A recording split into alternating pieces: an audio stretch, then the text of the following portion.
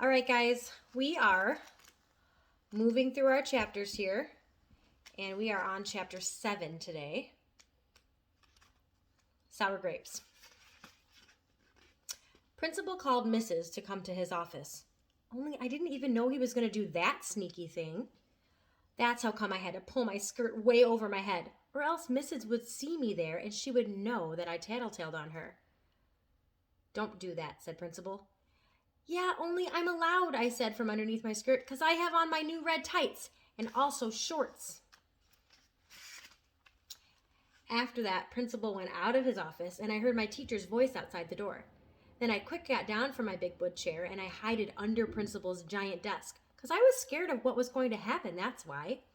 I stayed quiet for lots of minutes. Then I heard feet come back in the office, and so I made my breath very quiet. Junie? Junie B. Jones? Said Principal. She might be hiding, said Mrs. She's good at that, you know. You can see her hiding under the principal's desk here. You can see that's probably Principal and Mrs. coming in to find her.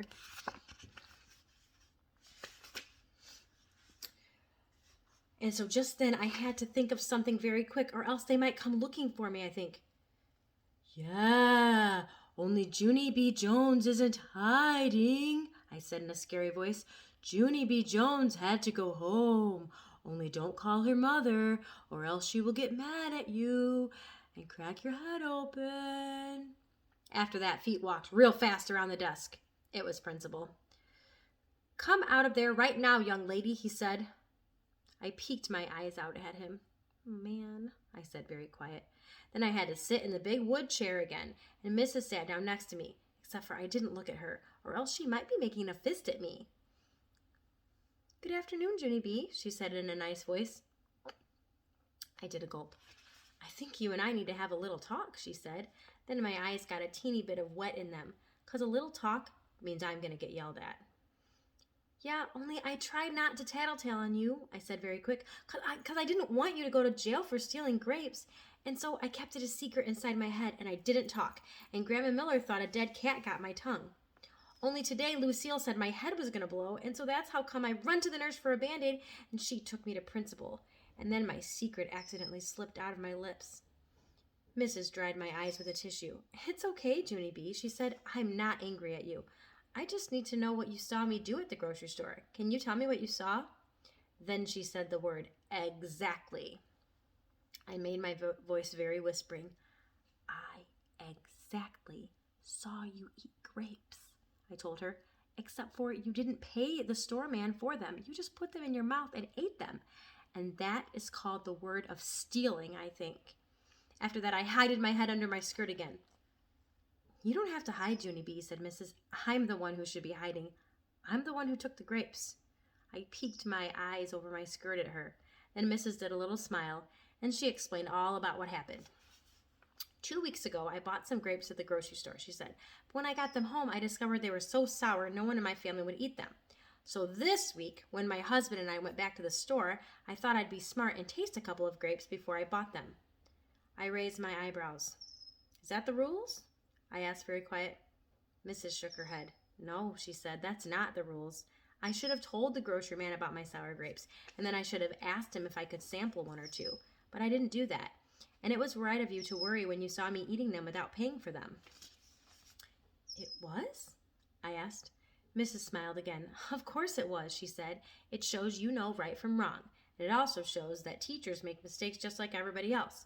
Teachers aren't perfect, Junie B. No one is perfect. After that, I felt relief in me, 'cause of no more secret, that's why. Yeah, and guess what else I saw? I said, very happy. I saw you and your strange man do a big smoochy kiss, and it was right in front of the whole entire everybody. Only you didn't even know I was spying on you, 'cause I'm not actually allowed to do that sneaky thing, only my mother never even found it out. I smiled, very proud of myself, except for Mrs. didn't smile back. And Principal didn't smile back too, 'cause guess why? Another secret just slipped out. That's why. Chapter 8, Grandparents' Day.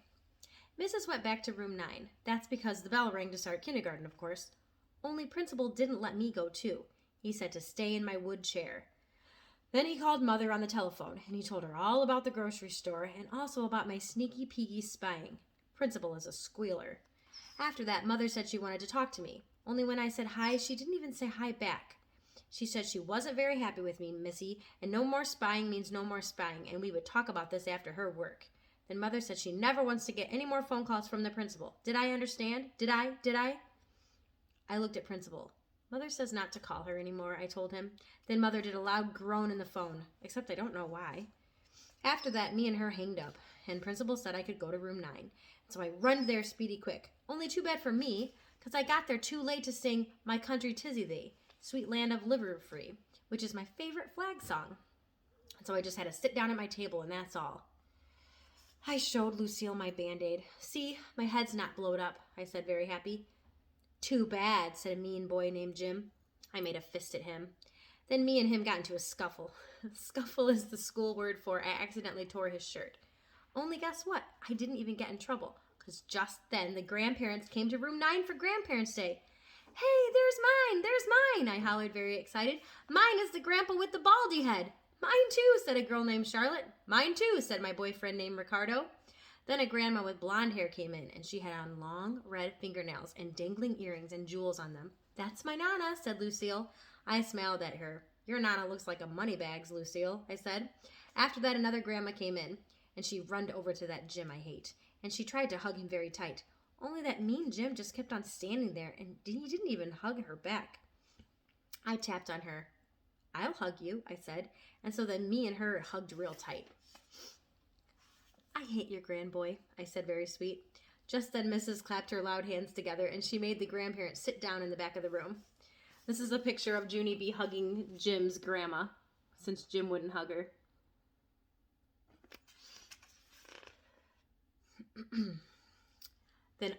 And she made all the grandparents sit down in the back of the room. Then the children talked all about what we do in room 9.